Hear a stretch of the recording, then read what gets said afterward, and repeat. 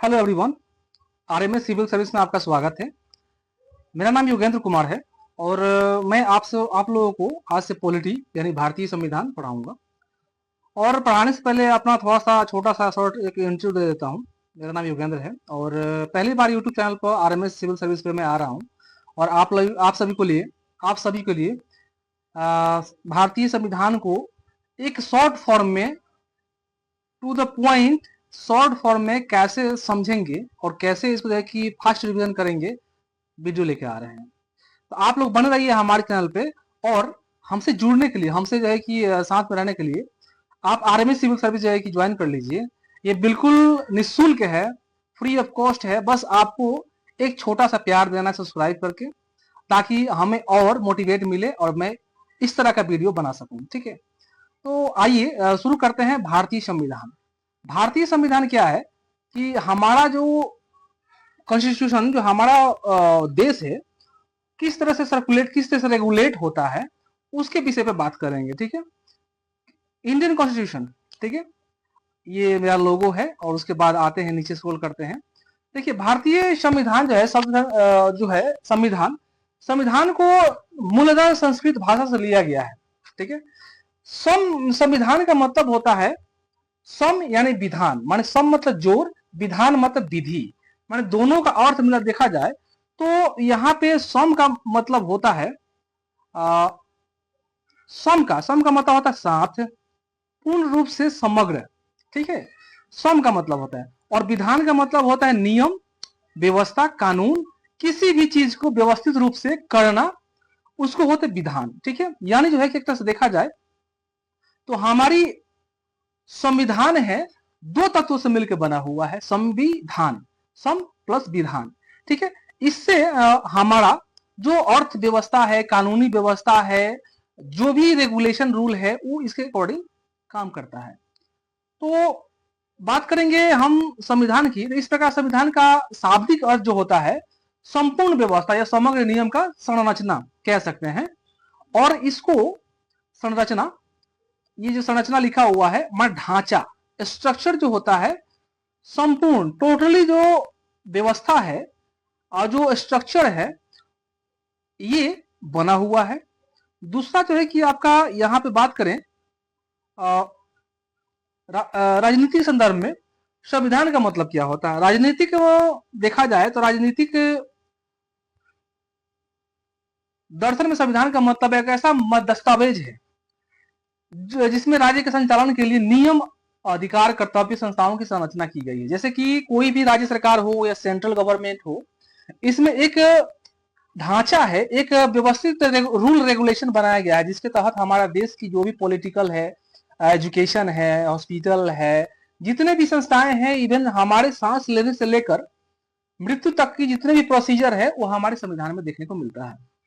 और इसमें हमें काम करने का, बोलने का, बात करने का, जीवन जीने का, कहीं जाने आने का, और हमारे पढ़ने, शिक्षा ग्रहण करने के लिए बहुत सारे राइट दिए गए हैं, जो आगे चल के हम लोग देखेंगे।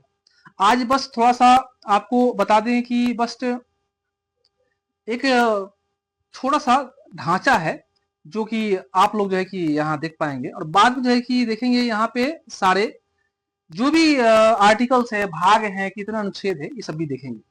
तो संविधान का ऐतिहासिक विकास पहले शुरू करते हैं कि शब्द जो है संविधान जो है कहाँ से आया। जैसे कि मैंने बताया आपको पीछे मैंने बताया कि जो संविधान का जो शब्द है वो हमारा संस्कृत से आया हुआ है। संस्कृत में इसका वर्णन किया गया है। ठीक है, इसको संस्कृत में वर्णन किया गया है। जैसे मैंने विधान का नियम होता है, वही जो है कि लाभ लाभ लाभ। और इसको देखें तो यहाँ पे देखिए, यहाँ पे जो लिखा हुआ है सब ऊपर पढ़ चुके हैं। ठीक है, प्राचीन में जो है कि देखा है, राजाओं के दरबार में जब राजा महाराजा जब होते थे तो विधान शब्द का, माने शब्द का प्रयोग करते थे प्रशासनिक और धार्मिक नियमों के लिए किया गया था। जैसे कि खाना, जैसे कि मान लीजिए कोई सेना है, उसको व्यवस्थित से कैसे रेगुलेट करना है, कैसे चलाना है, सबका काम उस पर निर्धारित किया गया था। सब लोग अपने अपने नियम के अकॉर्डिंग काम करते थे। उसी को जो है कि एक तरह का रेगुलेट बॉडी कहा गया, विधान कहा गया। ये प्राचीन काल में देखने को मिलता है। जैसे हो गया आपका यहाँ पे, जैसे यज्ञ विधान हो गया, राज्य विधान हो गया, सामाजिक विधान हो गया। तो एक तरह का वहां भी कॉन्स्टिट्यूशन चल रहा था, संविधान का हर एक चीज है कि वर्क कर रहा था, हालांकि लिखा नहीं गया था, लेकिन जो है कि मूलतः देखा जाए तो उसमें आपको सारे चीज देखने को मिलेंगे जो आज के परिप्रेक्ष्य में है। हमारे मध्यकाल में भी सेम ही देखेंगे आप। जब मध्यकाल की बात करते हैं तो मध्यकाल में से मुस्लिम शासकों के बाद जो है कि मुगलों के समय कानून और दस्तूर जैसे फारसी शब्द का उपयोग किया गया है। ये सेम आपका जो हमारे राजा महाराजा यूज करते थे, जो भी रेगुलेशन बॉडी है, उसी तरह जो है कि फारसी उर्दू शब्द था, उसमें जो है कि दस्तूर और कानून व्यवस्था को लागू किया करते थे वो अधिकतर जो है कि। तो कॉन्स्टिट्यूशन शब्द संस्कृति संविधान का किया गया है, वही सेम है। और देखिए सबसे मूलतः बात है कि हमारा जो संविधान है पूरी बनने के बाद, ठीक है, उसमें जो है कि बना तो उसमें कितने भाग थे। भाग आप देख रहे हैं स्क्रीन पे कि यहाँ पे भाग 25 दिया है, 12 अनुसूची में विभाजित किया गया है, ठीक है, 12 अनुसूची में विभाजित किया गया है। और यहाँ पे देख पाएंगे कि हमारा जो पहले 22 भाग था, 12 अनुसूची थी। शुरुआत में संविधान के प्रस्ताव में 22 भाग वही,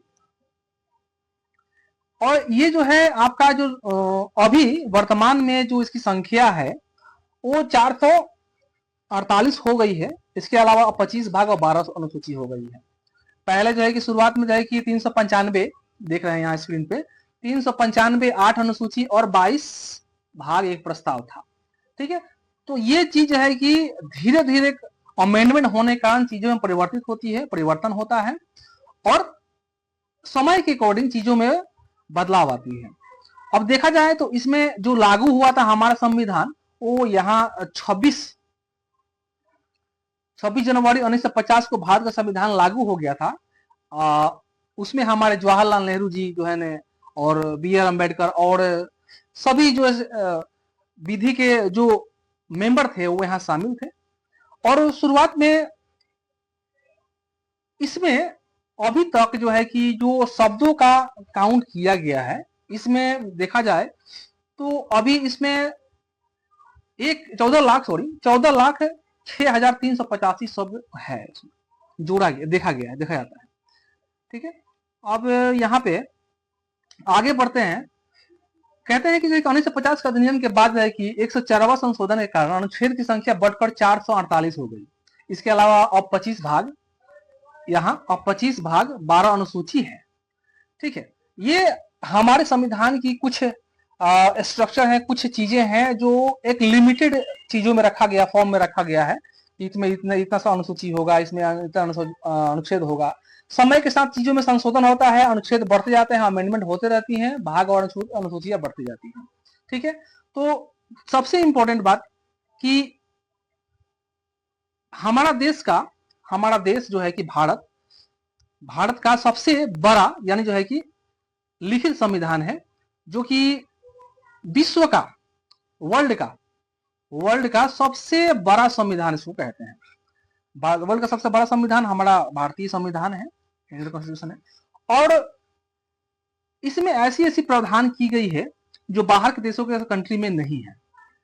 और इस तरह है कि आप लोगों को बेसिक पता ही होगा कि हमारा संविधान का प्रस्तावना, मूल कर्तव्य, ड्यूटी, DPSP, ये सारी चीजें जो है कि हर एक देश से चुनकर हमारा कॉन्स्टिट्यूशन का निर्माण हुआ है, ताकि समय के साथ सब चीजों को लेते हुए उसमें परिवर्तन की जा सके और समय पड़ने पर उसमें आर्टिकल्स, अनुच्छेद जोड़ा जा सके।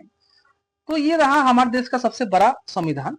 और सबसे छोटा, जिसे लोग पूछते हैं कि सबसे छोटा बड़ा है, तो छोटा भी तो होता होगा किसी देश में। जी बता दे, सबसे छोटा जो संविधान है हमारे मोनाको देश का। मोनाको एक देश है जहां पे सबसे दुनिया का सबसे छोटा संविधान वहां पे है, संविधान है, ठीक है। और सबसे प्राचीनतम की बात करें कि सबसे प्राचीन संविधान किस देश की है, तो वो है हमारा ब्रिटेन का जो है कि कोई लिखित साक्ष्य नहीं है, वो प्राचीनतम है। और ये संविधान जो है कि लिखित नहीं है, ब्रिटेन में कोई लिखित संविधान नहीं है। और दुनिया का सबसे प्राचीनतम संविधान ब्रिटेन का ही है, ठीक है। तो ये हो गया हमारे कुछ बेसिक नॉलेज, ठीक है। तो आगे बढ़ते हैं।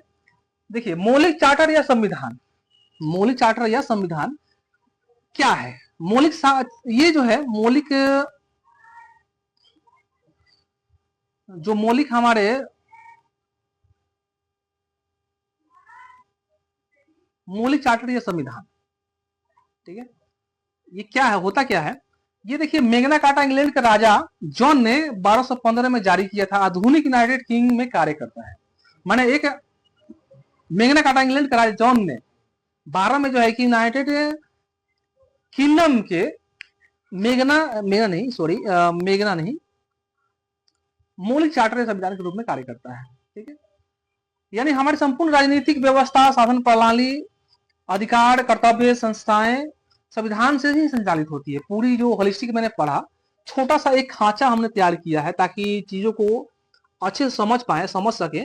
और सबका निचोड़ एक ही है कि हमारे देश की राजनीतिक व्यवस्था, प्रशासनिक व्यवस्था, अधिकार, कर्तव्य, संस्थाएं और हमारे पास कितने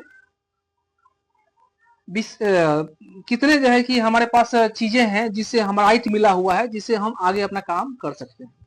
तो ये एक तरह का पूरा भारतीय संविधान का एक निचोड़ था, छोटा सा, जो आप लोगों को पसंद आया होगा।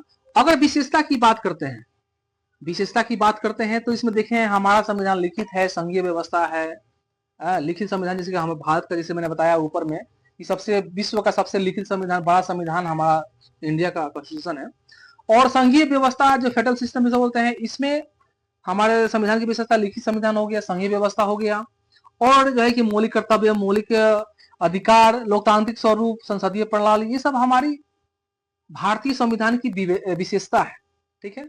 तो इस चीजों को बारीकी से देखेंगे आगे जाके कि हमारा जो लिखित संविधान है, संघीय व्यवस्था है, इसमें क्या क्या होता है, मूल कर्तव्य है उसमें क्या है, फंडामेंटल ड्यूटी है उसमें क्या है, उसी को मूल कर्तव्य या ड्यूटी कहते हैं।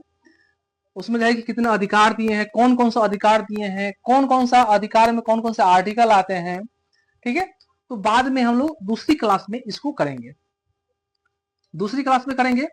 और नीचे देखेंगे लोकतांत्रिक स्वरूप जो है कि बताएंगे। उसके बाद जो है कि धर्मनिरपेक्ष है, न्याय की स्वतंत्रता है, मौलिक अधिकार, ठीक है। तो ये चीजें हैं हमारे। और निष्कर्ष में देखेंगे कि संविधान एक, निष्कर्ष में हम कहेंगे कि निष्कर्ष में भारतीय संविधान उन प्रावधानों का अंग है जिसके स्वरूप, जिसके अनुसार पूरे देश का, किसी राज्य का शासन व्यवस्था चलाया जाता है। किसी राज्य का किसी निचले स्तर से लेकर ऊपर किसी व्यवस्था को चलाया जाता है, उसे हम राज्य व्यवस्था या संविधान कहते हैं। तो एक छोटी सी प्रयास रही हमारे तरफ से, और आप सभी को उम्मीद है कि पसंद आया होगा। और आरएमएस सिविल सर्विस के माध्यम से आप सभी को छोटे छोटे वीडियो लेके आपको मार्गदर्शित करूंगा। और अगला वीडियो जो है कि देखने के लिए आप मेरा चैनल सब्सक्राइब कर लीजिए। और वीडियो कैसा लगा कमेंट में जरूर कमेंट कीजिएगा, और शेयर जरूर करिएगा जब अच्छा लगे तो आपको। और इसी के साथ हम लोग अलविदा कहते हैं और अपने शब्दों को विराम देते हैं। Thank you for everyone for watching my videos.